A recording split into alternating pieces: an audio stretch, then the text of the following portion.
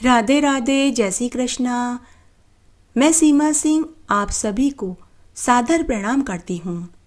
आइए मेरे प्रिय भक्तों, आज हम वैशाख मास का दूसरा अध्याय और दूसरे दिन की पुण्य फल देने वाली कथा को सुनते हैं। आज इस अध्याय में हम वैशाख मास में बड़ पीपल और आंकड़े के पेड़ को सींचने की कथा सुनेंगे।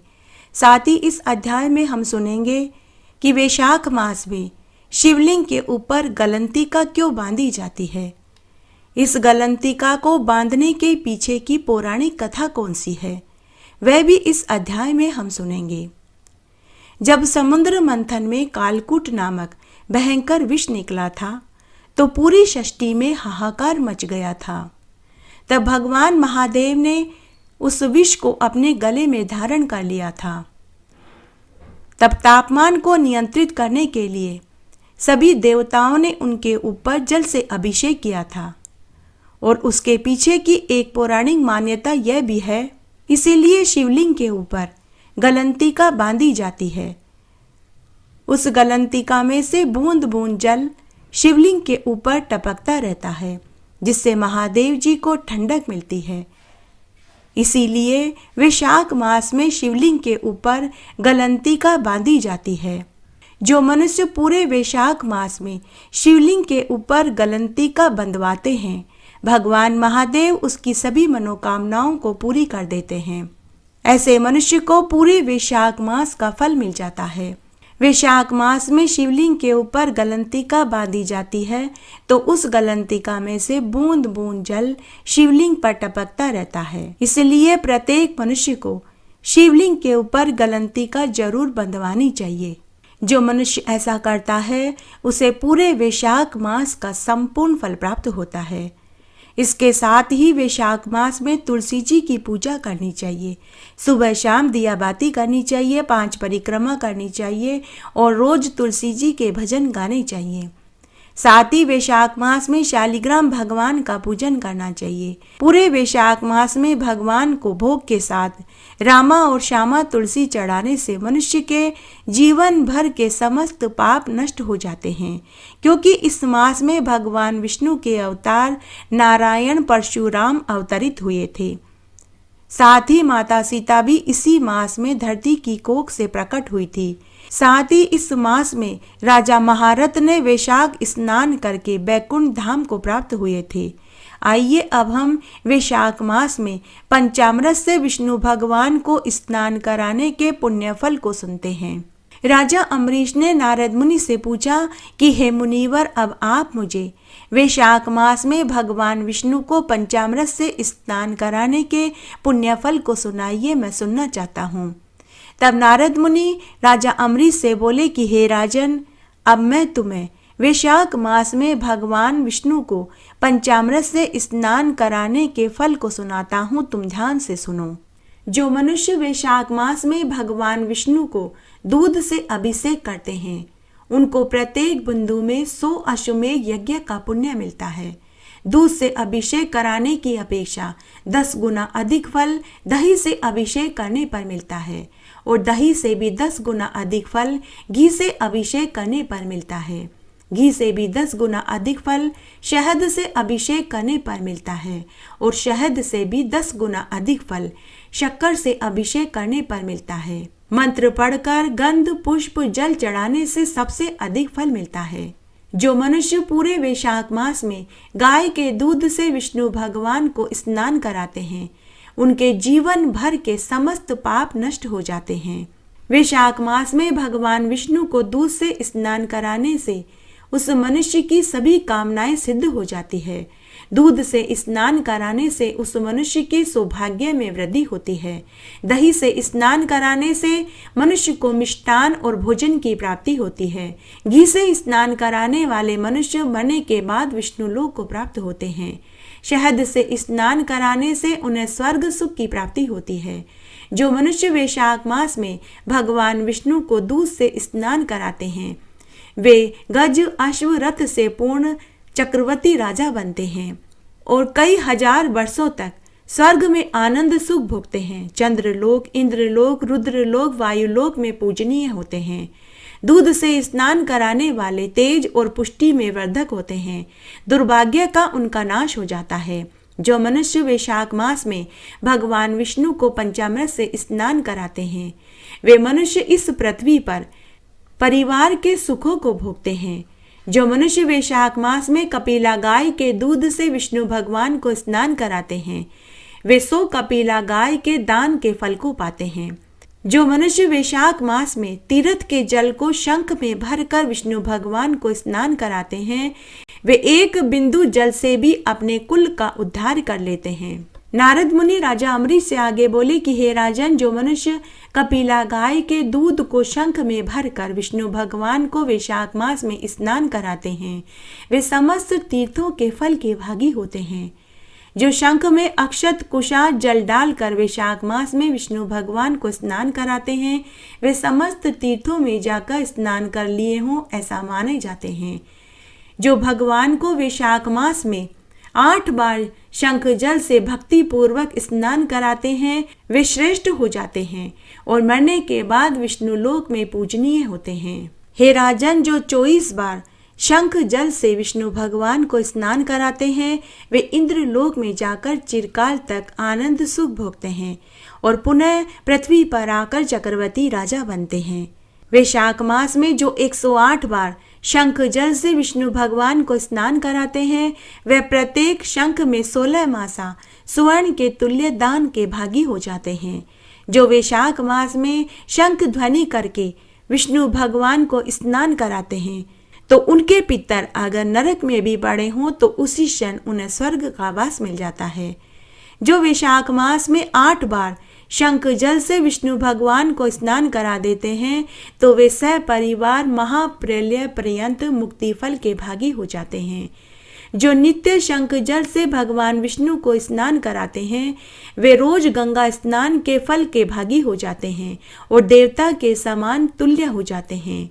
जो नमो नारायण मंत्र बोलकर शंख जल से विष्णु भगवान को वैशाख मास में स्नान कराते हैं, वे समस्त पापों से छूट जाते हैं। जो शंख में तिल और कुशा रख कर वैष्णव महात्मा जन को दान देते हैं, वे चांद्रायन व्रत के फल के भागी होते हैं। नदी, तालाब, कुएं, बावड़ी के जल को जो शंख में भर कर भगवान विष्णु के सामने रखते हैं, तो वे गंगा स्नान करने जैसा फल पा लेते हैं। जो वैष्णव भगवान विष्णु के चरणामृत को शंख में रख कर नित्य अपने सिर पर धारण करते हैं, वे तपस्वियों में भी श्रेष्ठ हो जाते हैं। त्रैलोक्य में जितने भी तीर्थ हैं, वे सभी तीर्थ उस मनुष्य के चरणों में आकर वास करने लग जाते हैं। नारद जी राजा अम्बरीश से आगे बोले कि हे राजन, जैसे सतयुग जैसा युग, वेद समान शास्त्र, गंगा जी जैसा तीर्थ, जलदान जैसा दान, भारिया समान सुख, खेती जैसा धन, जीवन के समान लाभ, नेत्रों के समान ज्योति, भोजन के समान तृप्ति, सत्य के समान यश, आरोग्य के समान हर्ष कोई दूसरा नहीं। वैसे ही वैशाख मास जैसा कोई दूसरा मास नहीं। यह मास भगवान को सबसे अधिक प्यारा है। जो इस मास को व्यर्थ ही गवा देते हैं, वे धर्महीन शीघ्र ही पशु योनि को प्राप्त होते हैं। संसार में अनेक प्रकार के व्रत और तप कहे गए हैं, जो अत्यंत ही कष्ट साध्य हैं। इनको करने के बाद भी मनुष्य को अगला जन्म मनुष्य का ही मिलता है, परंतु वैशाख मास में केवल स्नान करने से ही वह मनुष्य मोक्ष को प्राप्त हो जाता है। सब दानों में तथा सब तीर्थों के स्नान का फल वैशाख में केवल जलदान करने से ही मिल जाता है। जिसमें जलदान देने की शक्ति न हो, वह दूसरे से दान दिलवाए, उसका भी उसे फल मिल जाएगा। जो पथिकों के लिए प्याऊ लगाता है, वह अपने कई कुलों का उद्धार कर लेता है। प्याऊ लगाने से देवता, पितर, ऋषि प्रसन्न हो जाते हैं। जो जल की इच्छा हो तो जलदान, जो पवन की इच्छा हो तो पंखा दान वैशाख मास में जरूर करें। जो प्यासे को जल पिलाता है, वह राजसूय यज्ञ के फल को प्राप्त कर लेता है। जो धूप और पसीने से व्याकुल ब्राह्मण को पंखे से हवा करता है, वह मनुष्य अपने सभी पापों से रहित होकर गरुड़ के समान हो जाता है। और ब्राह्मण को पंखा दान न करने वाला अनेक प्रकार के वातादि रोगों से दुखित होकर मरने के बाद नरक के भागी होते हैं। जो थके हुए ब्राह्मण पर अपने कपड़े से हवा करते हैं वह पापहीन होकर भगवान के सायुज्य लोक को पाते हैं। जो शुद्ध हृदय से ताड़ का पंखा दान करते हैं वे सब पापों से मुक्त होकर बैकुंठ लोक को जाते हैं। जो इस मास में ब्राह्मणों को, गरीबों को, जरूरतमंदों को खड़ाऊ दान करते हैं वे यमदूत का तिरस्कार करते हुए बैकुंठ को पाते हैं। जूता दान करने वाले इस संसार में कभी दुख नहीं पाते और मरने पर उन्हें नरक की यातना नहीं भोगनी पड़ती। ब्राह्मण के याचना करने पर खड़ाऊ का दान करने वाला अगले जन्म में चक्रवर्ती राजा बनता है। जो मार्ग में छायादार वृक्ष लगवाता है उसका फल ब्रह्मा जी भी वर्णन नहीं कर सकते। जो अतिथि ब्राह्मण को भोजन कराते हैं उनके फल का तो कोई वर्णन नहीं कर सकता। अन्न दान करने वाला अपने माता पिता को भी भूल जाता है, क्योंकि माता पिता ने तो केवल जन्म दिया है, वे तो जन्म के दाता हैं, लेकिन जिसने भोजन खिलाया है वह अन्नदाता हो जाता है। अन्न दान करने वाले की महिमा तो ब्रह्मा, विष्णु, महेश भी अपने मुख से कहने में असमर्थ हैं। नारद मुनि राजा अम्बरीश से बोले कि हे राजन, दान धर्म का सबसे श्रेष्ठ अंग है। वैशाख मास में दान विशेष फलदायक होता है। अन्न को ब्रह्मा के तुल्य बताया गया है, क्योंकि अन्न में ही प्राण रहते हैं। बिना अन्न के कुछ काल में प्राण भी शरीर में नहीं रहते, इसलिए वैशाख मास में नित्य ही अन्न और जल का दान करना चाहिए। अन्न के दान से परलोक में अक्षय आनंद सुख की प्राप्ति होती है। जल दान के समान न कोई दूसरा दान हुआ है न होगा। मणि, रत्न, प्रवाल, सोना, चांदी, घर, कोई दान भी अन्नदान के समान नहीं है। अन्न का दान, गोदान, वेदों का पाठ तथा नित्य होम वैशाख मास में महान फल के देने वाले होते हैं। वैशाख मास में अन्न का दान करने वाले बैकुंठ के लोक को पाते हैं और भगवान के निकट आनंद सुख भोगते हैं। वैशाख मास में अन्नदान से सब पापों का नाश हो जाता है। नारद मुनि आगे बोले कि हे राजन, मैं तुमसे सत्य सत्य कहता हूँ, इसमें कोई संदेह नहीं। अन्न के दान से मनुष्य के हजारों जन्मों के पाप नष्ट होकर वह मनुष्य परम आनंद सुख को पाता है। अन्न के दान से मनुष्य ऐसे आनंद को पाता है जिससे देवता भी ईर्ष्या करते हैं। सुपात्र ब्राह्मण को श्रद्धा सहित घी का दान करें। ब्राह्मण को घी से अच्छी प्रकार के बने हुए व्यंजन का भोजन करावें। धर्म में श्रद्धा रखते हुए शास्त्रों की कथा का श्रवण करें। महात्माओं को श्रद्धापूर्वक सेवा करें। भगवान का पूजन वैशाख मास में अति दुर्लभ है। जो अपने पितरों के निमित्त वैशाख मास में अन्न आदि का दान करते हैं तो उनके पितृलोक में अक्षय तृप्ति को प्राप्त होते हैं।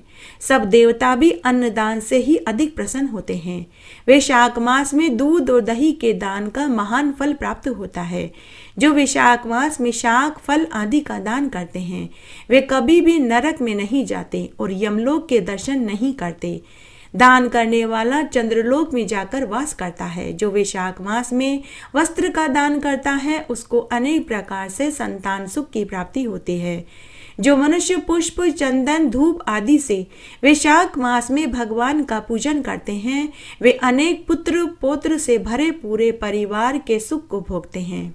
जो मनुष्य वैशाख मास में अन्न, वस्त्र, रुपया और ऋतुफल का दान योग्य ब्राह्मण को करते हैं वे कभी स्वप्न में भी यमलोक को नहीं देखते।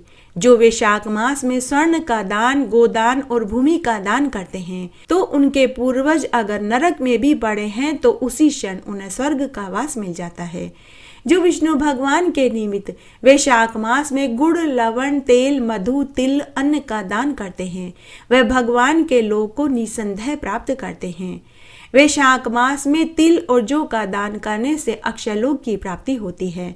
जो द्रव्य से हवन करते हैं और ब्राह्मणों को दान देते हैं वैशाख मास में नित्य गाय का पूजन करते हैं वह फिर माता के गर्भ में आकर जन्म नहीं लेता। वह जन्म जन्मांतर के किए हुए पाप कर्मों से छूट जाता है और अगर उनके बुरे कर्म हैं तो वे अच्छे कर्मों में बदल जाते हैं और इस संसार में दिन प्रतिदिन उसके भाग्य और ऐश्वर्य में वृद्धि होती है। जो मनुष्य किसी प्रकार का भी दान किसी भी समय करता हो परंतु वही दान अगर वह वैशाख मास में करते हैं तो उसका उन्हें कोटि गुना फल मिलता है। वैशाख मास में ब्राह्मण को शैया दान करनी चाहिए। जो ऐसा करते हैं तो यम के दूत कभी उसके पास नहीं फटकते। इसीलिए प्रत्येक मनुष्य को वैशाख मास में अपनी सामर्थ्य के अनुसार योग्य जरूरतमंदों को दान देना चाहिए। आसन, जल का पात्र, तांबे का पात्र, कांसी और पीतल का पात्र अवश्य दान करें। जो वैशाख मास में गाय, भूमि, तिल, अन्न, वस्त्र, रुपया, तरबूज, खरबूजा, आम, तरककड़ी और पंखा, जूता, खड़ाऊ दान में देता है, उसकी कई पीढ़ी यदि नरक में भी हैं तो उसी क्षण उन्हें स्वर्ग का वास मिल जाता है। ऐसे मनुष्य उसी क्षण तीनों ऋणों से मुक्त हो जाते हैं। आइए अब हम वैशाख मास में बड़ पीपल और आंकड़े के पेड़ को सींचने की दूसरे दिन की दूसरी कथा सुनते हैं। एक बार एक गांव में एक विधवा ब्राह्मणी अपनी बेटी के साथ रहती थी। ब्राह्मण की मृत्यु बहुत पहले ही हो चुकी थी।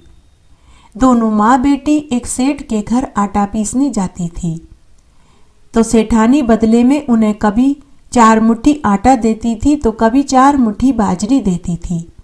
उसी से दोनों माँ बेटी का गुजर बसर चलता था। तब एक दिन की बात है, ब्राह्मणी अपनी बेटी के साथ सेठानी के यहाँ आटा पीस कर जाने लगी तो सेठानी ने उसे 4 मुट्ठी बाजरी दी जिसमें ईली और घुन पड़े हुए थे। 4 मुट्ठी बाजरी लेकर दोनों माँ बेटी घर आ रही थी।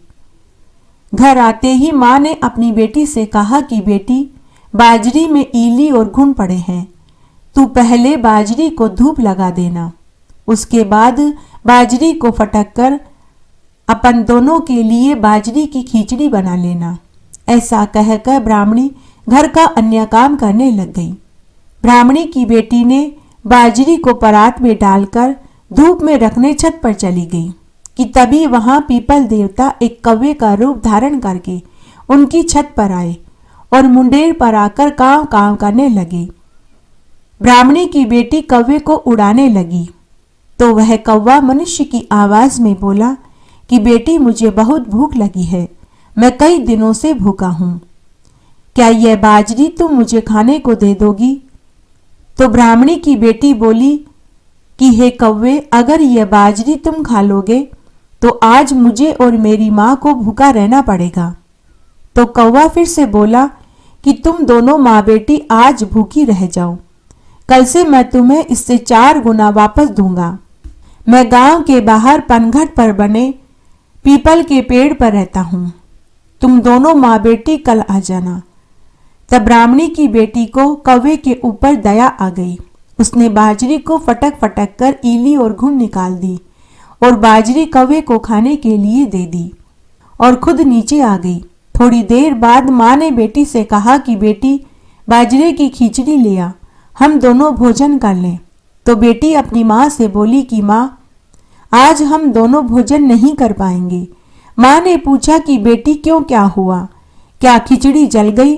तो बेटी ने अपनी माँ को पूरी सच्चाई बता दी कि माँ, छत पर बाजरी को जब मैं धूप लगाने गई तो वहां एक कौवा आया। उसने मुझे मनुष्य की आवाज में कहा कि मुझे बहुत भूख लगी है, यह बाजरी मुझे खाने को दे दो, बदले में मैं तुम्हें इसका 4 गुना कल दे दूंगा। माँ, मुझे उस कौवे पर दया आ गई तो मैंने वह बाजरी उसे खाने को दे दी। तब माँ ने कहा कि बेटी, कोई बात नहीं, आज हम पानी पीकर रह जाएंगे। दूसरे दिन माँ बेटी सेठानी के यहाँ आटा पीसने नहीं गई। सुबह होते ही वे गांव के बाहर कुएं के पास बने पीपल के पेड़ के पास गई। उस पेड़ पर वही कौवा बैठा हुआ था। माँ और बेटी को देखकर कौवे ने फिर से कहा कि तुम दोनों पूरे वैशाख मास में मेरे पीपल के पेड़ को जल से सींचना, दिया बाती करना, तुम्हारा घर अन्न धन के भंडार से मैं भर दूंगा, तुम्हारी सारी दरिद्रता मैं दूर कर दूंगा। उस दिन से दोनों माँ बेटी पीपल के पेड़ को जल से सींचने लगी, दिया बाती करने लगी और पीपल के पेड़ के पास हाथ से और कपड़े से साफ सफाई करने लगी। उस दिन दोनों माँ बेटी सेठानी के घर देर से आटा पीसने गई।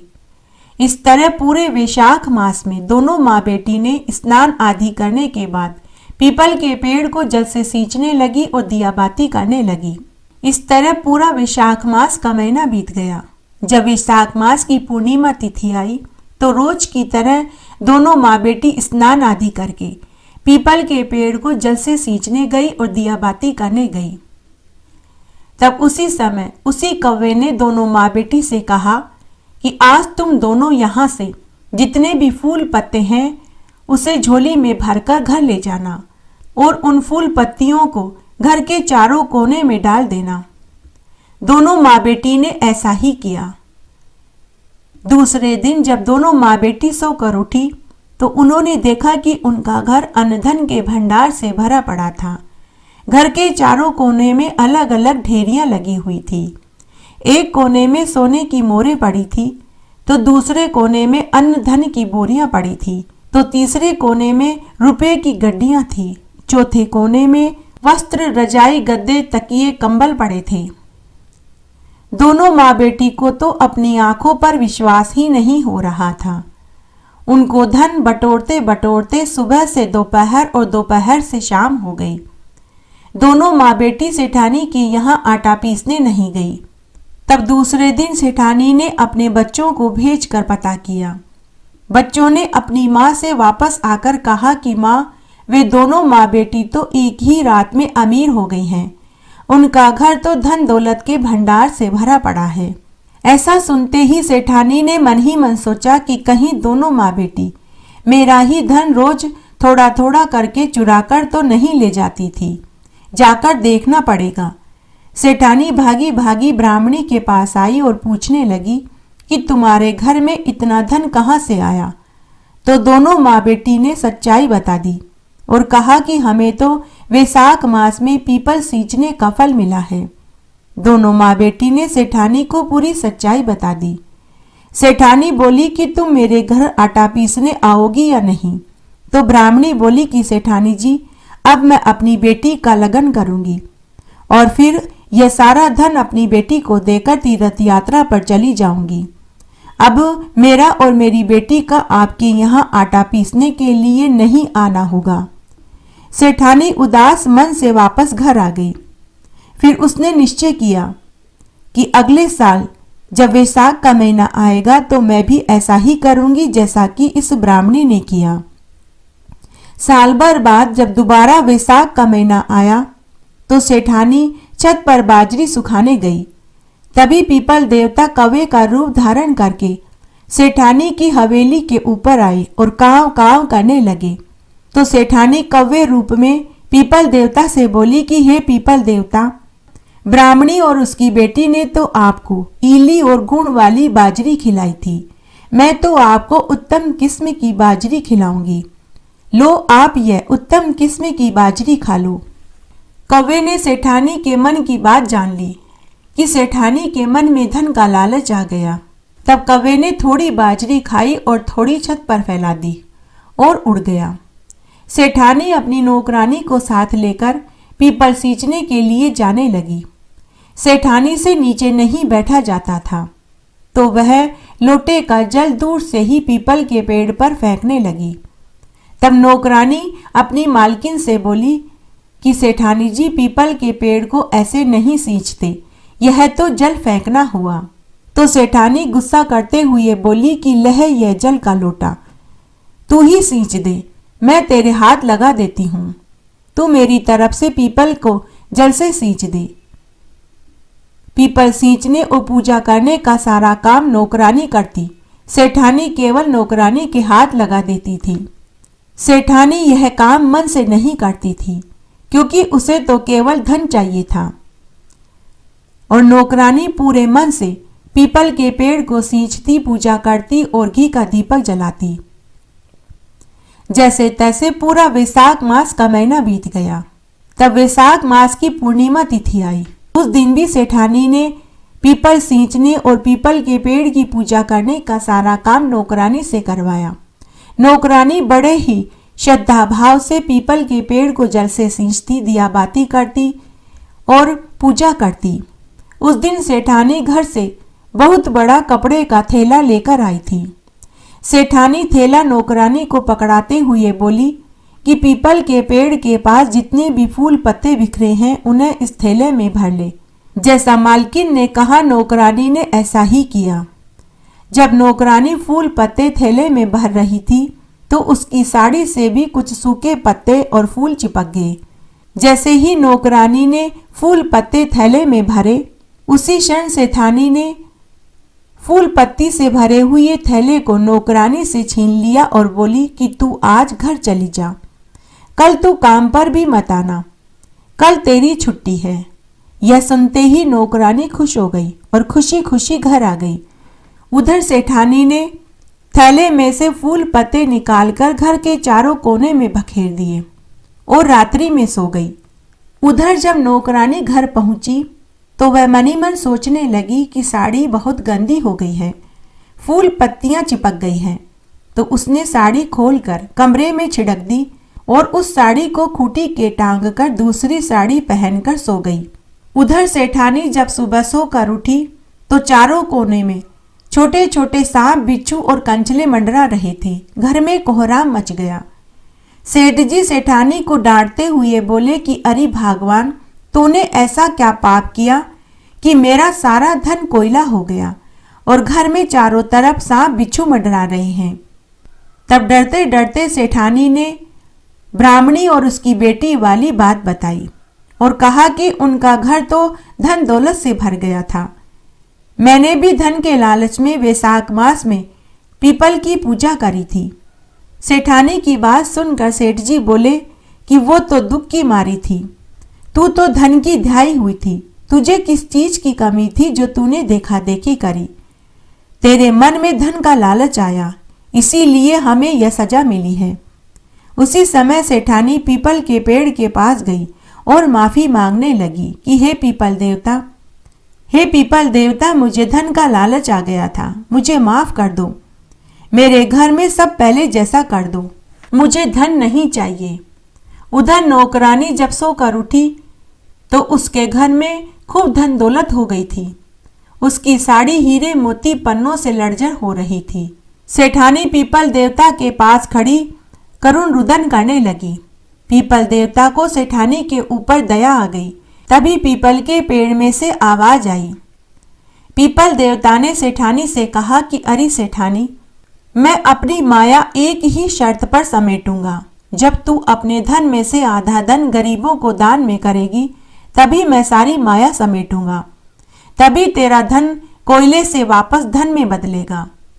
सेठानी हाथ जोड़कर बोली कि हे पीपल देवता, जैसा आप कहते हैं मैं वैसा ही करूंगी। उसी समय सेठानी वापस घर आई और अपने धन में से आधा धन गरीबों को दान में दिया। उसी क्षण भगवान ने अपनी माया समेट ली। सेठानी का घर पहले जैसा हो गया। हे पीपल देवता, जैसे आप ब्राह्मणी और उसकी बेटी के ऊपर टूटे, बाद में नौकरानी के ऊपर टूटे, वैसे सबके ऊपर टूटना। जैसा सेठानी के साथ किया वैसा किसी के साथ मत करना। कहानी कहने वाले के साथ, सुनने वाले के साथ और हुक्कारा भरने वाले के साथ। आइए एक बार आप भी मेरे साथ बोलिए, जय हो श्री लक्ष्मी नारायण भगवान की जय। जय हो तुलसी मैया की। तुलसी महारानी नमो नमो, हरि की पटरानी नमो नमो। बन तुलसी पूरन तप कियो मैया, शालग राम महापटरानी। जाके मंज मंजरी कोमल मैया, श्रीपति चरण कमल लपटानी। धूप दीप नैवेद्य आरती मैया, पुष्पन की वर्षा बरसानी। 56 भोग 36 व्यंजन मैया, बिन तुलसी हरि एक न मानी। सामरो सखी माई तेरा यश गावे मैया, भक्तों वर दीजे महारानी। तुलसी महारानी नमो नमो, हरि की पटरानी नमो नमो। वैशाख मास में दान का बहुत पुण्य फल प्राप्त होता है। अगर आप वैशाख मास में गरीबों, जरूरतमंदों, योग्य पंडितों के निमित्त दान करना चाहते हैं तो आपको डिस्क्रिप्शन बॉक्स में और वीडियो में एक लिंक और नंबर मिलेगा। आप उस नंबर पर अपनी सामर्थ्य अनुसार दान कर सकते हैं। कष्ट के लिए क्षमा प्रार्थी। कथा का विसर्जन करने से पहले आपसे एक करुण रिक्वेस्ट है कि अगर अभी तक आपने मेरे चैनल को सब्सक्राइब नहीं किया है तो कृपया मेरे चैनल को सब्सक्राइब करें, साथ में बेल आइकन जरूर प्रेस करें। इससे क्या होगा कि जो भी वीडियो मैं डालूंगी वह सबसे पहले आपको मिलेगा। मेरे साथ बने रहने के लिए आपका धन्यवाद। आगे आने वाली कथा कहानी के लिए भी आप इसी तरह मेरे साथ बने रहें। धन्यवाद।